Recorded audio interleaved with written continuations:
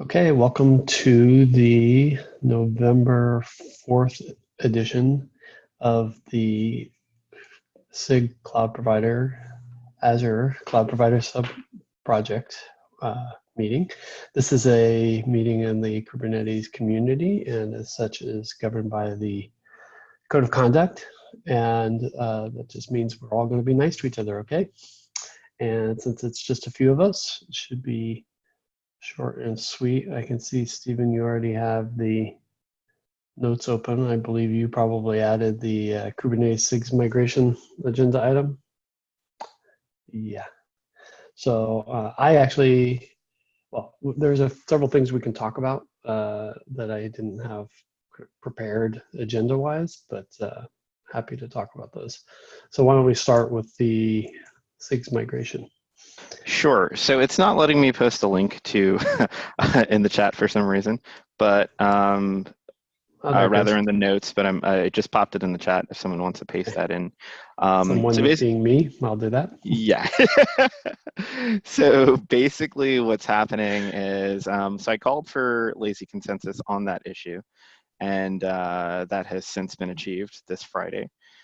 So what we're going to do is start proceeding with the migration from, so basically this is the external cloud provider Azure, migrating from the Kubernetes org into the Kubernetes SIGs org.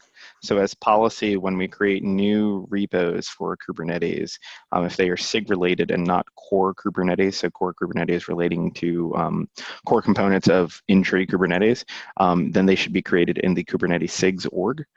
So this is just moving forward with that work or that migration. So there are a few things that we have to look at. Things that would be immediately concerning would be is the link going to change, right? So the link does change from Kubernetes Cloud Provider Azure to Kubernetes SIGs Cloud Provider Azure. That's not a big deal since GitHub handles the redirect if you've migrated the repo only once, right? If you've changed the name of the repo only once. So that should be fine. We also have vanity URLs, kates.io and sigs.kates.io. Which should follow the redirect path. Okay. What we will need to go about changing are the teams that are associated with the cloud provider Azure repo within Kubernetes. Migrate those teams from the Kubernetes org into the Kubernetes SIGs org, as well as a bunch of search and replaces for the Go paths that are around the code, as well as the test infra jobs, making sure that they're pointing to the new repo.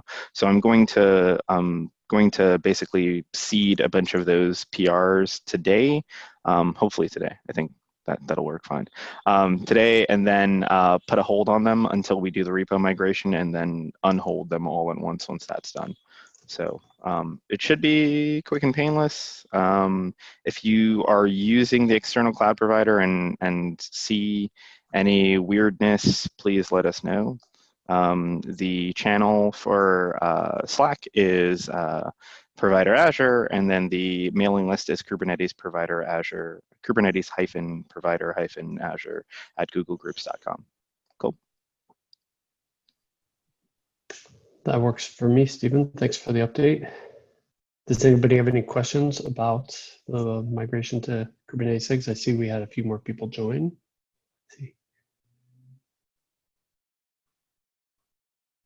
Does anybody need a background on why we're moving the cloud providers out of Kubernetes?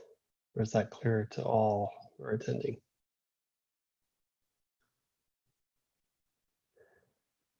This is the quiet hour.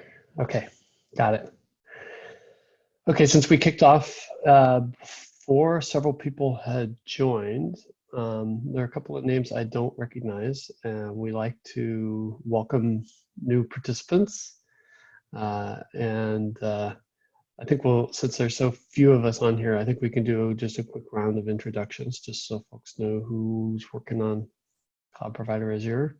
So I'm Craig Peters. I'm a PM at Microsoft working on all kinds of open source Kubernetes related projects. I'm going to go in order across my screen just so we have a little order to this. Deepak, can you introduce yourself real quickly?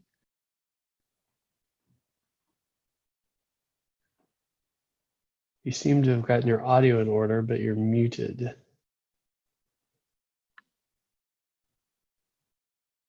Okay, maybe you're not able to unmute wherever you are. Feel free to introduce yourself in chat or pipe up a little later if you'd like. Stephen. Hello, everyone. I'm a senior cloud native architect at VMware. I'm also one of the emeritus chairs for SIG Azure, currently one of the sub-project owners for cloud provider Azure, also one of the primary maintainers for cluster API Azure, and what else? SIG release chair and SIG PM chair. So, hey.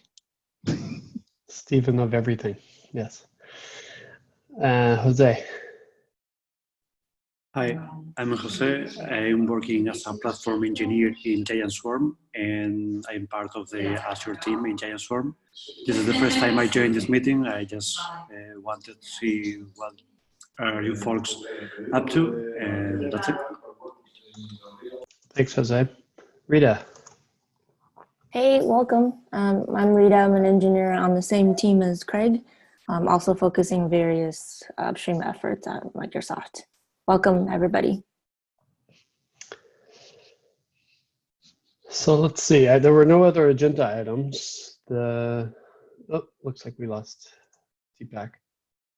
One thing that I did want to note is that we have been seeing various customers having issues with VMSS, or when they're running Kubernetes clusters on Azure. And we've been working through those issues with customers. I want to invite anyone who is currently facing those issues to reach out to me directly via Slack. I'm working very closely with the VMSS team going forward to figure out how we can mitigate these issues very quickly and make sure they don't happen going forward. So I just wanted to make sure everyone is aware that we're aware and working diligently on that. Does anybody else have any other issues you want to add to the agenda, since we had a very brief agenda today? Do we know what the issues are? Well, they're various. Yeah, so one I'm aware of is that on October 16th, they rolled out an update to the extensions mechanism for VMSS that included a bug. So many people who operated scaling operations on clusters that existed before that date and had stateful sets faced issues with the state of disk detachment from VMs when workloads moved within the VMSS after that.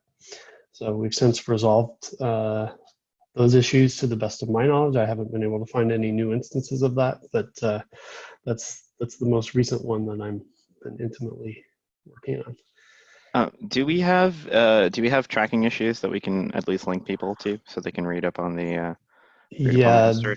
The history, I can find the one. It was, unfortunately, what happened is it got piled onto. It was a different issue originally, but most of the history of this issue is the same. Let me find the correct issue. Bear with me. There's one on AKS repo, then there's another one on AKS engine. Or were you thinking, which one were you thinking, Craig? Well, the AKS engine one is the one. Actually, you're right. The one for AKS is much cleaner. Yeah, let me link that. I have it right in front of me. Oh, that's funny. I got it too. Okay, cool. So I'll put it both in the chat and the notes.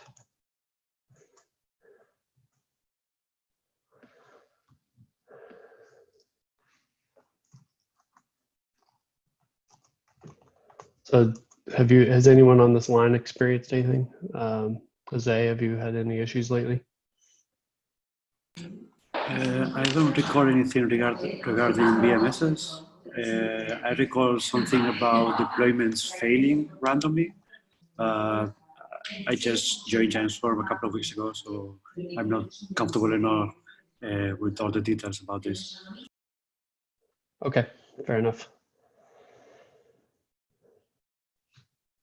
Okay, so I've linked that issue in the notes if anybody wants to read up on it. As far as we know, it's resolved, but feel free to add to that issue if you identify anything new. I did have a question about the migration issue that you guys talked about. Is there going to be any impact on the test grid jobs? Do we need to upgrade them or anything? Yes, so there will be impact, but I'll be landing PRs to basically change the test grid jobs over to the correct repo. So basically, they're part of the pod utilities annotations that will be like where you point, what repo you point post submits or periodics to.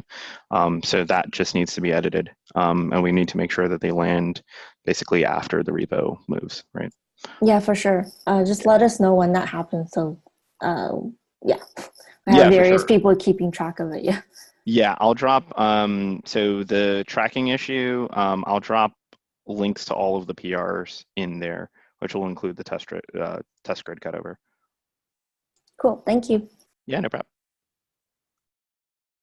And Rita, I just put that in our internal channel for folks who can track there. Sweet. Okay, if there are no other agenda items for today, I guess, well, one thing I can do a quick update on where we are on the main blocking issue that was blocking moving the cloud provider out of tree, which was the challenges that we are having with API throttling in the Cloud Controller Manager. So in the last 3 weeks, the team has been focused on creating many improvements to the way in which the cloud provider and the Cloud Controller Manager interact with the Azure APIs, including optimizing the number of calls, treating backoffs differently and creating more configurations for API backoffs, and some caching. And the team is doing some benchmarking, which we can publish here, I believe, for the next meeting. That's my expectation anyway. We ought to be able to share that for the next meeting. And those fixes have been, no, they're certainly in 1.17, but the changes are also getting backported into patches for prior versions, prior supported Kubernetes versions. So everyone should be getting the benefit of those. Yeah, so those versions, based on what I remember from patch release, I believe we can expect them mid-November. Let me just get the patch release schedule up. Yeah, so tentatively they should appear in 1.16.3, 1.15.6, and 1.14.9. Target date for those is November 13th.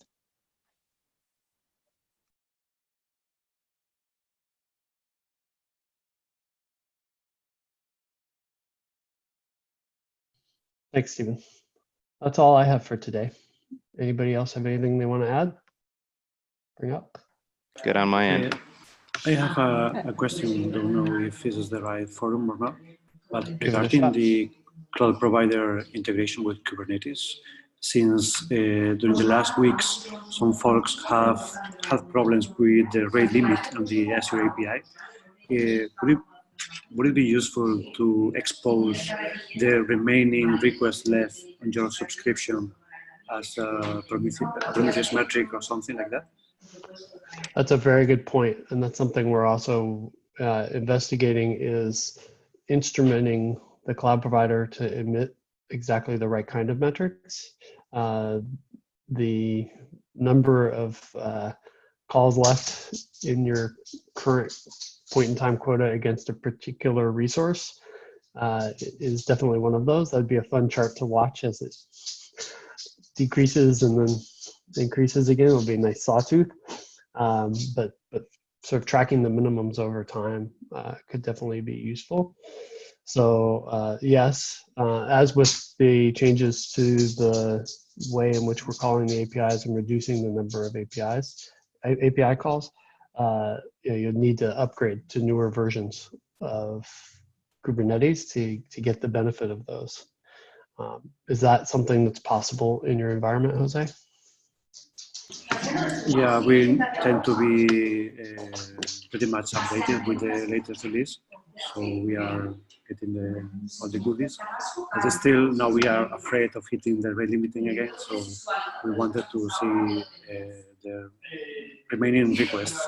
And we are exporting that, but probably everyone is interested in those metrics.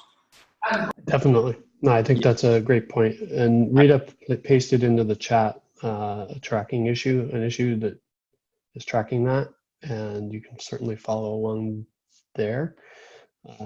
And we'll be adding the metrics stuff coming soon, or if you want to contribute to that as well, we definitely invite all kinds of contributions, including that.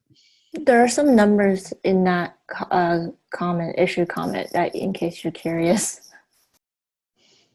Yeah, one thing I'm wondering is if it's going to be tricky to expose those metrics to people, depending on the level of access that they have across a subscription. That would be my one concern. Definitely. Yeah, for so yeah, we're taking into account the different user personas as we define where and how those get exposed, and we'll provide guidance about how to get the right data to people. So obviously we'll have an integration into Azure monitoring, but I really want to expose things as raw Prometheus metrics so people can hook it into whatever monitoring system they're using. Cool, sounds good. Okay, I hope that was helpful, Jose. Yeah, thanks.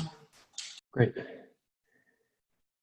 And all right, last call for issues or items, the agenda.